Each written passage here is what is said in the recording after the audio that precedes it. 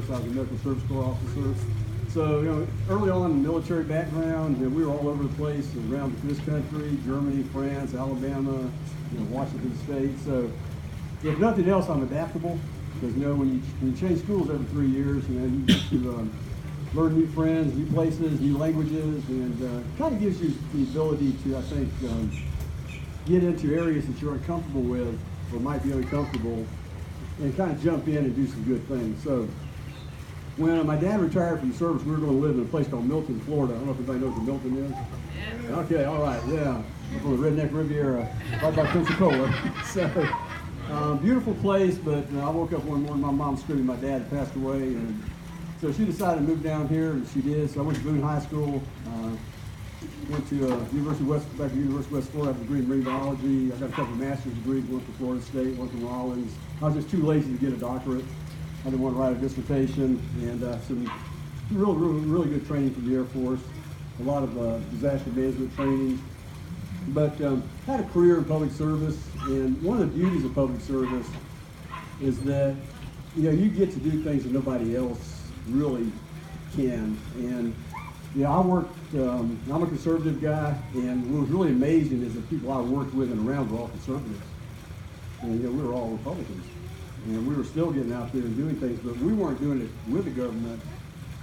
We were doing it with the public sector and the private sector, not the public sector and the private sector, to get things done for people that government didn't have to fund totally. We would kind of get there and be kind of the catalyst for it, and then kind of turn it over. And it's worked well for many, many years in healthcare, after-school programs, sexual assault treatment centers, a lot of things I had the ability to work on and put in place over my career. So when I retired, I really got kind of tired of playing golf and going down to Shannon's and listening to all the guys talk about how to save the world, and they still didn't save it, but we talked about it every day. So I just got this wild deal. I said, well, I think I'll run for county commissioner. And that was in 2010. And what I learned is you can't win it on charm and friends. You got to win it on a lot more than that, because I got totally wiped out by Jennifer Thompson. And I couldn't have been further last. I mean, I was like, couldn't have been worse. So I figured, well, that's that for Pete. So one day I read the paper 2 years later, and I looked at my beautiful wife and said, we could do this again. She said, I don't think so. I said, maybe you're going to do it, but I don't know about that. But she finally gave in. I can't remember what it cost me, but it was all love. And so in 2012, I ran, and I was outspent 7-1. I had 30,000 votes. My guy that I ran against had almost 200,000. They were partying. We were knocking on doors. The election night, I was ahead by 24 votes out of 66,000. When it was all done, I won by 70. Then I got reelected by almost 70%. So I think I've done a decent job in the district and have really gotten to know the people is what it's all about.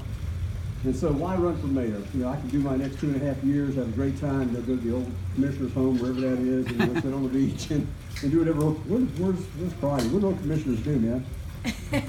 Lose weight, right? Okay, good. So, do that. But I think that we're at a point in Orange County now where we need to continue conservative government, and because everything's good, the budget's balanced, we have really good reserves. But I think there's going to be kind of a rate on the treasury if we don't mind the store. And that's one of the primary reasons I want to run, is I know where government should stop and where private sector needs to take over. And that's a very short trip for government. It's a very, very short trip for government. And with growth going on, roads being built or not, the ultimate I-4 project, and $2 billion at the airport, the campus downtown. I mean, everything is just booming. Everything is booming, and unemployment rates all-time low. Pretty much full unemployment, full employment. Disney's paying $3,000 now to bring folks in as an incentive. So, that's all good and well, but we still have some problems we need to attend to, and housing is probably the number one issue that we're going to have to face. And it's not housing for the homeless. It's a part of it. It's not housing for workforce housing. That's part of it. It's housing in general. I mean, there's a glut of people looking for homes. They're not there. When they did the new housing down near the Citrus Bowl, 320 units, 8,000 people wanted to get in there. 8,000 people wanted to get in there. So we need to be creative. This is something we can work on together to Michaela knows, I hear her back here. Hallelujah choir, good. And something we can work on together. So we need to look at zoning issues. We need to look at Airbnb issues, alternate living unit issues, all kinds of ways to kind of address this. And I remember if you go downtown Orlando, there's a lot of garage apartments, there's a lot of mother-in-law suites, and these can come in handy too. We can look at our zoning and see if we can kind of ramp those up. I've got two projects coming in my district now for affordable housing, and I just pray that it doesn't get all embroiled and not in my backyard issues. And I think there are areas that won't. So another 500-600 units may come on, and I hope we can get it done. But we need to expedite it, and we need to expedite government in general. And so I'm going to be focused on that. But I'm also, and this is where people ask me, are you really a conservative? And I say, yeah, I really am, because what I want to do is I want to create taxpayers. And my job is to create taxpayers, and we do that through let's address human trafficking, let's address the mental health issues that lead to the tragedies. Let's address the homeless issue that, we go to the stores, people tracking you down for money. We need to remedy those things.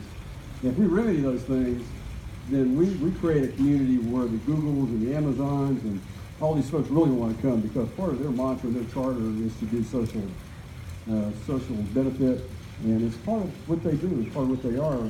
And we're not quite there yet. And in addition to probably traffic and other things, that's one of the things I think kept Amazon too from really wanting to be here, because we're not ready yet. And I think we work on it, we get ready for it. And it brings those kind of industries in that are higher paying jobs and the kind that we really want. And at the end of the day, we want our children to stay here. You probably want your children to stay here, not in your house, but you probably want to stay in Orlando. And want to move out, but find a place to live. And millennials are buying houses now. They're buying houses. The problem is there's not enough to buy. So we're going to work on that. But I want to make a government that's efficient, effective. And just one quick example, I'll turn this over, is we went to the Apple store the other day, and this 12-year-old runs up with an iPad, says, what's the problem? You tell them, they point to the 14-year-old with the iPad, you run over there, they grab your device, wham, bam, bam, and say, you're fixed, so you're out of here. So I'm thinking, why can't Orange County government work that way? Not with 12-year-olds, but probably 21-year-olds.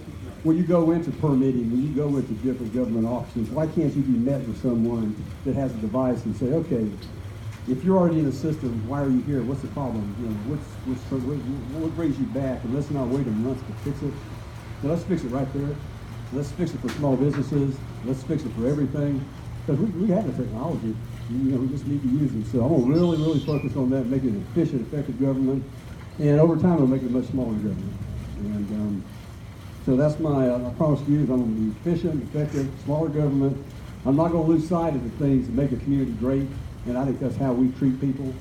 That's how we treat each other. And if we do that, then we're going to grow. We're going to grow exponentially. And we're going to be a really good place to live. And we're going to be proud of it. And so I'm not ready to turn over the keys to the kingdom yet. And I want to go ahead and run and have conservative government. And I work for a very conservative guy back there, Mr. Clarke. And he can pinch a penny better than anybody. Still does, I think. But he did some wonderful stuff as far as growth management and things that we can model after the innovation way. And we've lost focus on that. We get in all these squabbles about land use, but his model is one that I'm going to dust off. We're going to do it again, because when you have a process in place that everybody knows what's going to happen to them, you have predictability, compatibility, then it makes life easier. So thank you for coming.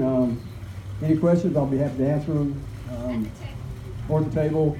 I know you got some other folks who want to talk, so thank you very, very much for coming, and thank you, Robbie, for having us.